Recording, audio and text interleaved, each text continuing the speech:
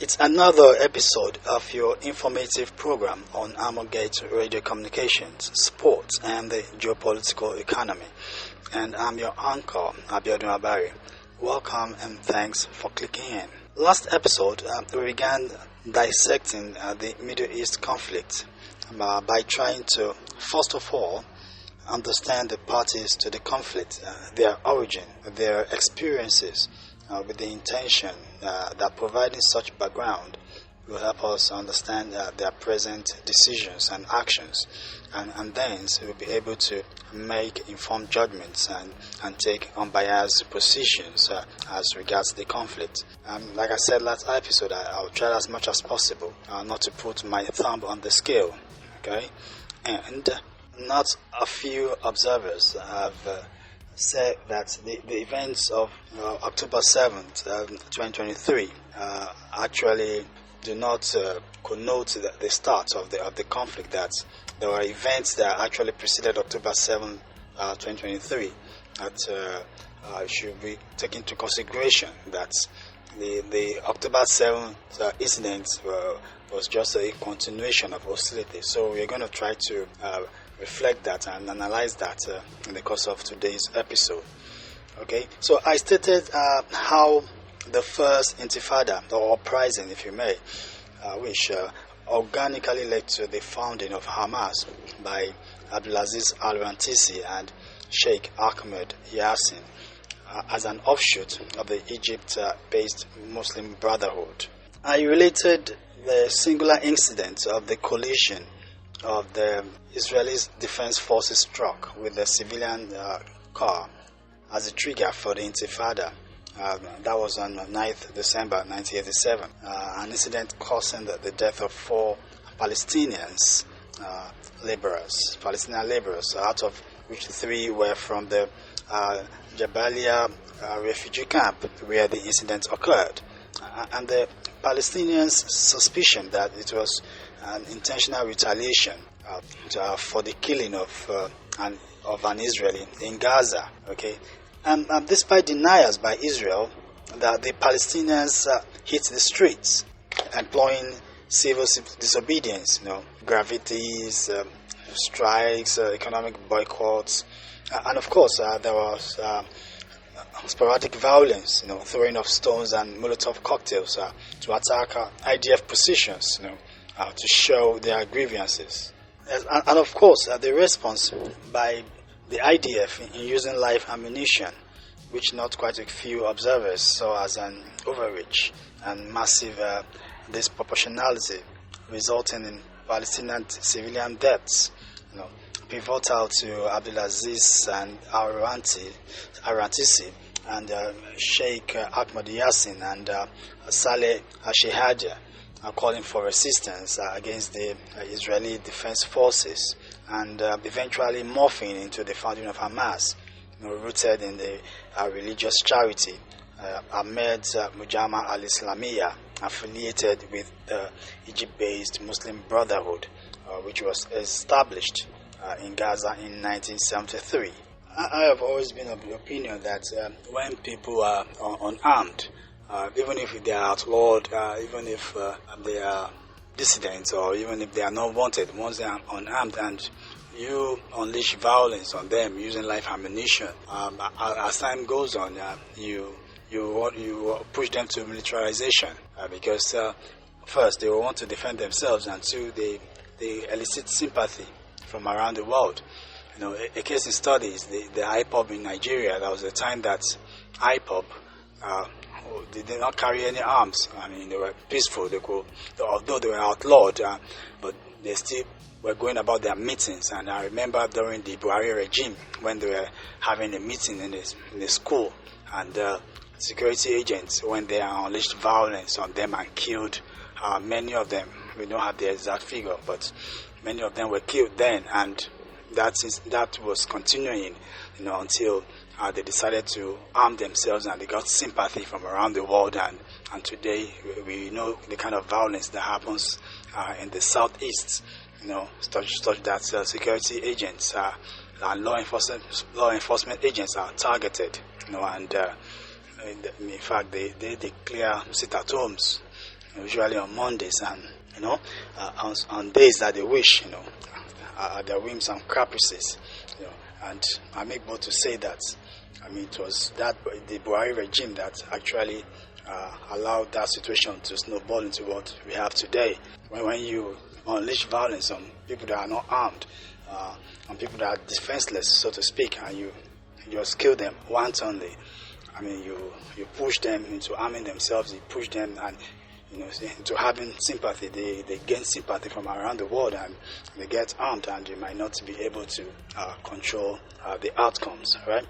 So, at that time, Israel was favorably disposed to the work of the religious charity, that's Ahmed Mujamma al-Islamiyya, and was recognized officially as an association in 1979, coupled with endorsing the establishment of the Islamic University of Gaza, which, as time went on, became a base, a hotbed for militant activities. All right.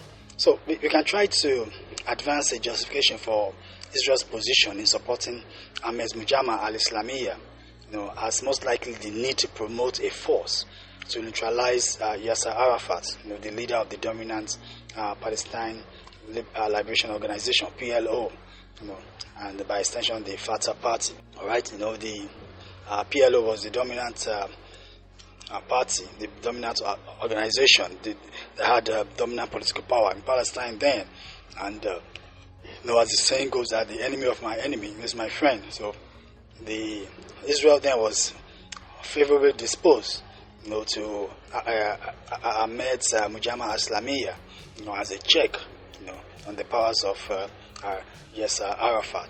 All right. So, and Ahmed Yassin himself, who was born in Al-Jura, had a turbulent childhood characterized by instability, and at a point he had to flee with his family when his village was invaded by the IDF during the 1948 Arab-Israeli War.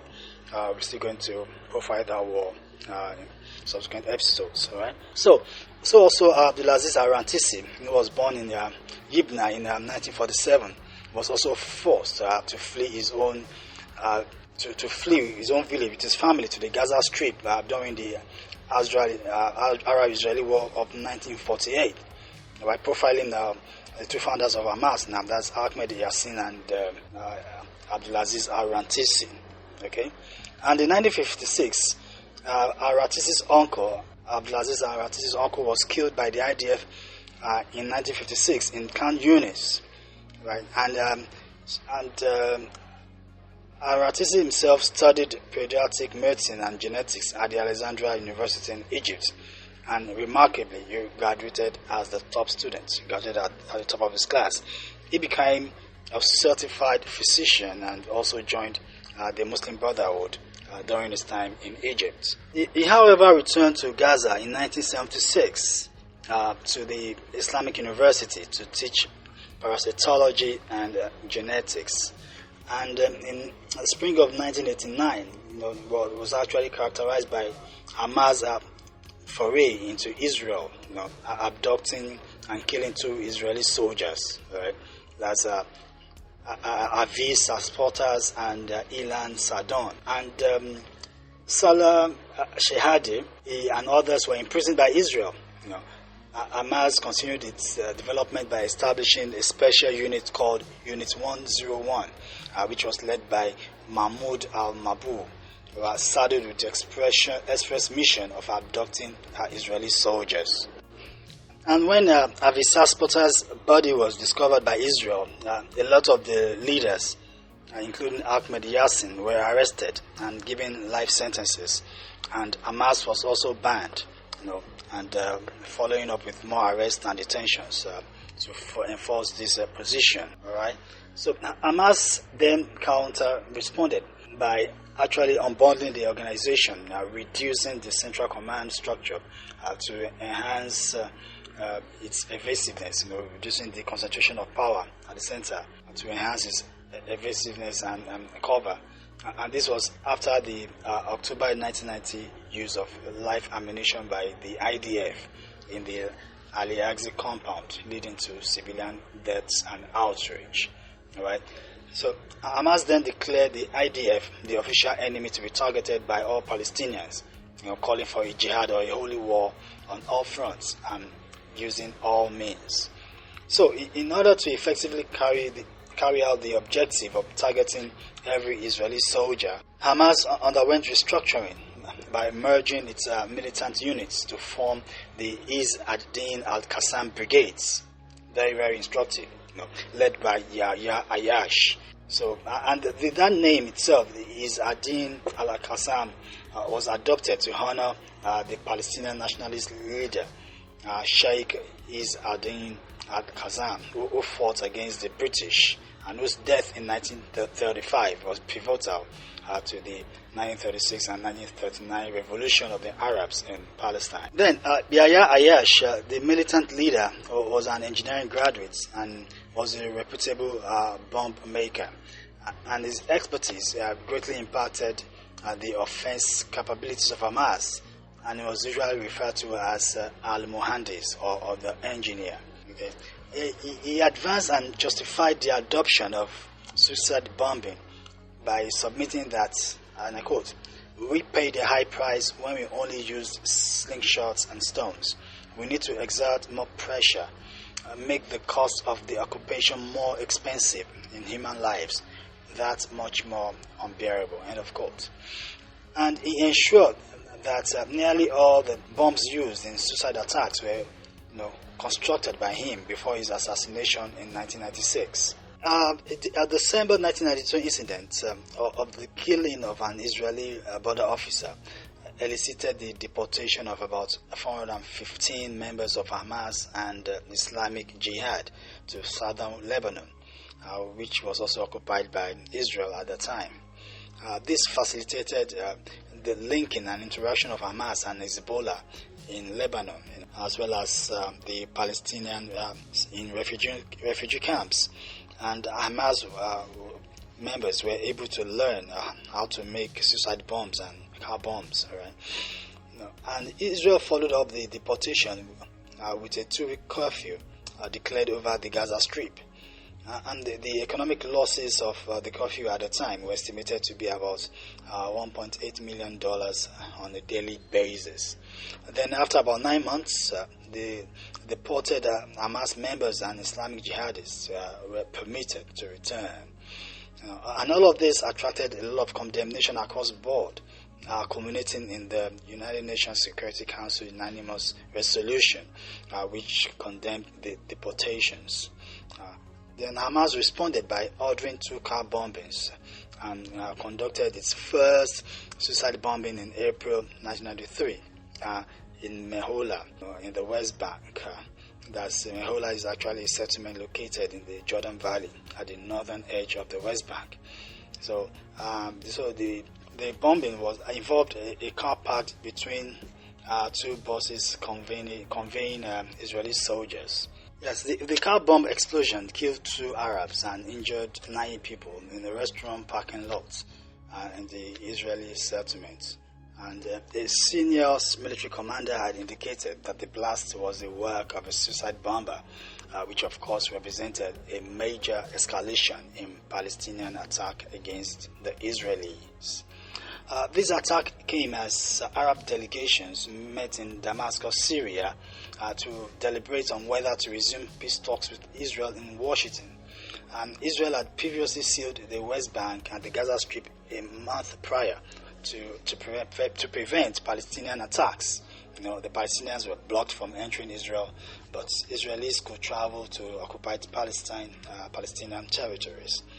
And the vehicle blew up outside the Village Inn, which was a well-patronized stop for motorists traveling between Jerusalem and northern Israel.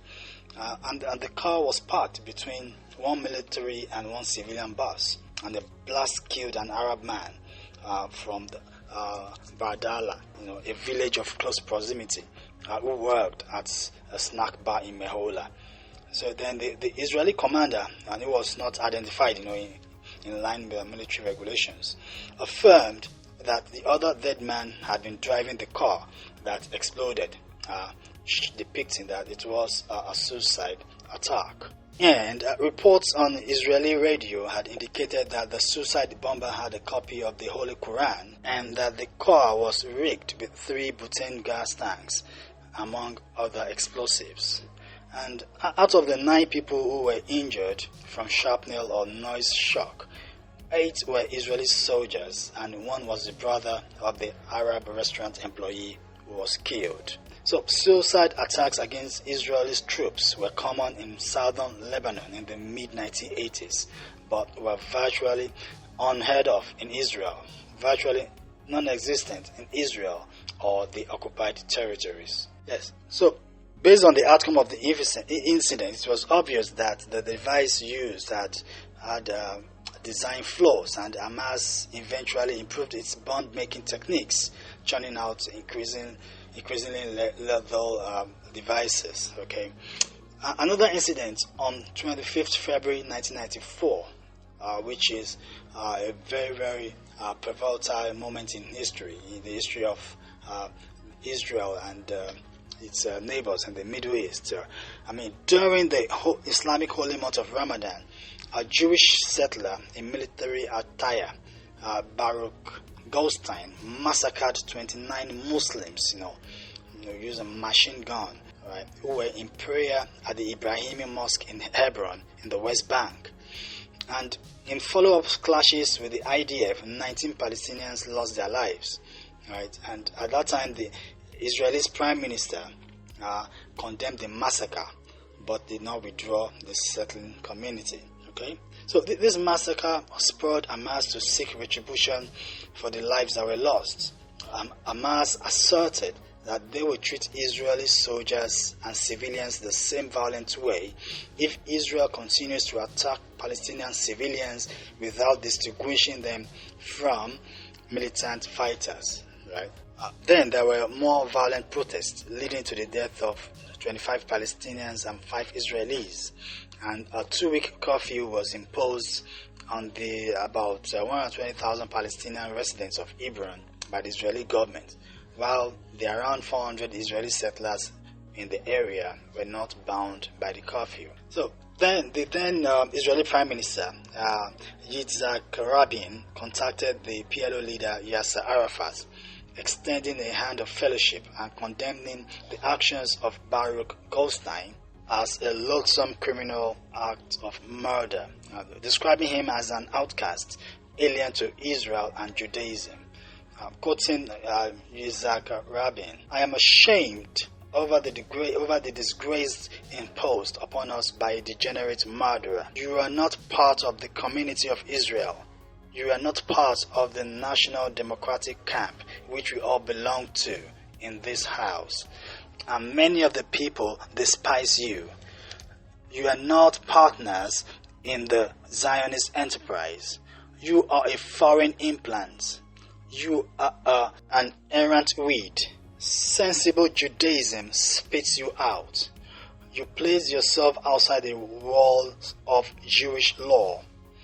You are a shame on Zionism and an embarrassment to Judaism." End of quote. So the Israeli government followed up with the arrest of the followers of Meir Kahan. Meir Kahan, an American-born Israeli Orthodox ordained rabbi and writer. He was an ultra-nationalist politician who served one term in Israel's Knesset. Israel as the parliament, and he formed the militant Jewish Defense League in 1968. He served one term in the Israeli parliament because his Koch party was banned for its anti-democratic and racist beliefs. He was assassinated in New York on 5th November 1990 by a naturalized American of Egyptian descent. He was aged 58. So his followers, of course, were somewhat radicalized, were arrested. So the Prime Minister of Israel, Yitzhak Rabin, at that time was actually virtue signaling to Yasser Arafat and, by extension, the Palestinians as regards his disposition because of the incident of 25th February 1994, in which Baruch Goldstein massacred 29 Muslims who were in prayer during the holy month of Ramadan. So, and You also further, Israel also resisted the entry of certain settlers into Arab towns and demanded that these settlers give up their army-issued rifles. So evidently some specific radicals were identified, on the Israeli side, and Israel trying to clean up its house so that there will not be a repeat, and also trying to show remorse, based on the incidents that happened. All right, but notably, the Palestinian Liberation Organization, the PLO's demands for the disarmament of settlers and the creation of an international force to protect Palestinians were rejected. So it's, however, necessary to understand that the Hebron massacre prompted Hamas's shift, from just targeting Israeli forces and installations to also targeting Israeli civilians, something that has characterized the October 7th, 2023 incident. Okay, recall that when that incident happened last year, there was outrage across the world that targeting of civilians, it's actually unacceptable, no matter the conditions, right? And so one must understand that that shift, that before Hamas was always concentrating on Israeli forces, defense forces, the soldiers, and their positions and their installations, right? And it was after that massacre by Baruch Goldstein on 25th February 1994 that Hamas engaged and adopted a policy shift, from just targeting Israeli defense forces, but also targeting Israeli civilians. So, for emphasis, prior to the Hebron massacre, Hamas had only targeted Israeli soldiers and never civilians. But with the degenerate act of Baruch Goldstein in February 1994, during the Islamic holy month of Ramadan, Hamas modified its policy and removed the distinction between civilian and military targets, which, like I said, still manifested in the October 7th, 2023 incident. And Sheikh Ahmed al-Jalil, the leader of the Muslim Brotherhood in the West Bank, asserted that, and I quote, "Had there not been the 1994 Ibrahimi Mosque massacre, there would have been no suicide bombings," end of quote. And Musa Abu Mansour further submitted that, and I quote, "We were against targeting civilians. And after the Hebron massacre, we determined that it was time to kill Israel's civilians. We offered to stop if Israel would, but they rejected that offer," end of quote. So the Hebron massacre was a justification for a release from the taboo of targeting Israeli civilians, signaling an adoption of measure for measure based on citations from the Holy Quran. Then, on 6 April 1994, a suicide bombing was effected at a crowded bus stop in Afula in Israel, killing 8 Israelis and wounding 55 others. This was the first Palestinian suicide attack executed, right, by Palestinian militants against Israeli civilians in Israel, right.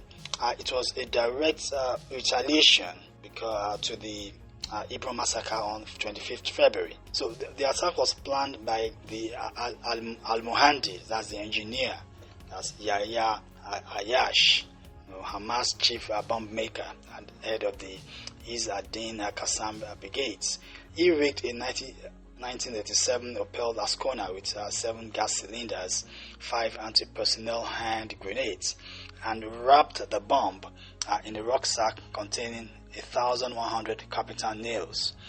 Yes, the car, which was stolen in Tel Aviv on 23rd March 1994, and having Israeli license plates not belonging to it, was reported to be carrying about 385 pounds of explosives. So at the time, 2 nearby schools had just ended classes for the day, and young Israelis moved towards an egged commuter bus for home when a Palestinian suicide bomber drove a vehicle full of explosives into the Division 9 street in downtown Afula.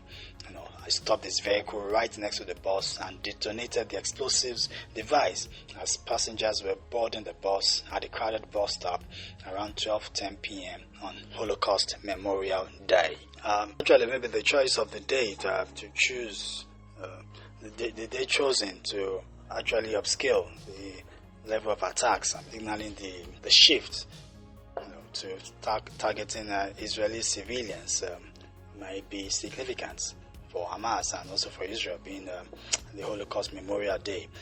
And a driver of an ambulance observed that people were charred, lacking limbs, lacking heads. Dramatic, unfortunate. And trees were ripped off and windows were shattered at a nearby kindergarten. Then after Hamas issued a communique after the incident that the bombing was executed by a 19-year-old Palestinian Raid Zagarna from the village of Kabatia in the West Bank. Raid Zagarna was a member of the Abdel El-Rahman Hamadan militant cell of the Yahya Ayash-led Iz Adin al-Qassam brigades. He had previously served time in prison and was on an Israeli army's list of fugitive members of Hamas's extremist militant arm. Okay. The police reportedly found a banner denouncing the Oslo peace process and the Holy Quran near the car debris. And the attack, according to Hamas, was one of 5 plans. Five attacks were actually planned to avenge the Cave of the Patriarchs massacre, referring to the Hebron massacre, in which Hebron Jewish settler Baruch Goldstein machine gunned 29 Palestinian Muslims dead at prayer during the holy months of Ramadan, and wounding 125 others. Okay. Then right after executing the second suicide bombing on 13th April 1994 at the Adera bus station, okay, Hamas walked back on executing the remaining 3 attacks because Israel fastened its schedule for the withdrawal of the military from the Gaza Strip right after. That actually represented escalation. Okay, and Shin Bet head's advisor on Palestinian affairs at the time, Matthew Steinberg, explained that Hamas had until then refrained from attacking civilian targets in Israel, and the change in policy was due to Goldstein's massacre.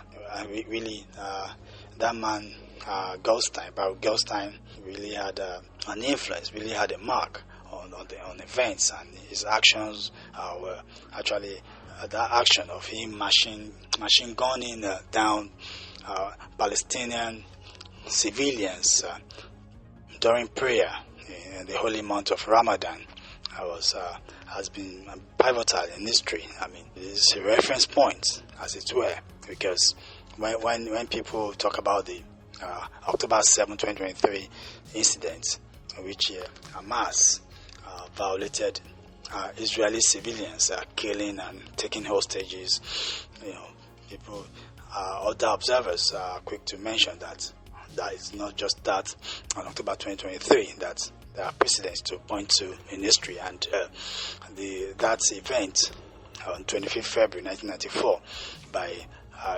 Goldstein is actually instructive to note. Okay, so how Hamas leader Abdulaziz Al-Ratisi stated that, and I quote, "When Israel stops killing Palestinian civilians, it will stop killing Israeli civilians."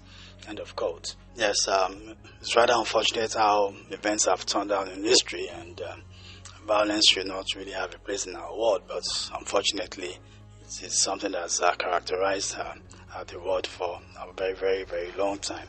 Yes, we'll be stopping here at this juncture, so we'll be continuing our x-ray of the events in the Middle East next episode. But please do remember that at Armorgate, we are always ready to help and support your organizations to work optimally, creating frameworks and processes for optimization of resources and attainment of goals. You can contact us on Facebook, LinkedIn, Instagram at Armorgate. Our phone number is +234 810 999 You can also visit our website at www.thearmorgate.org. Our email is contact@thearmorgate.org. I hope that we've had a worthwhile time, and for me, it has been rewarding, sharing this moment with you. And till I come up again on your devices, I say keep learning, keep impacting. Bye for now.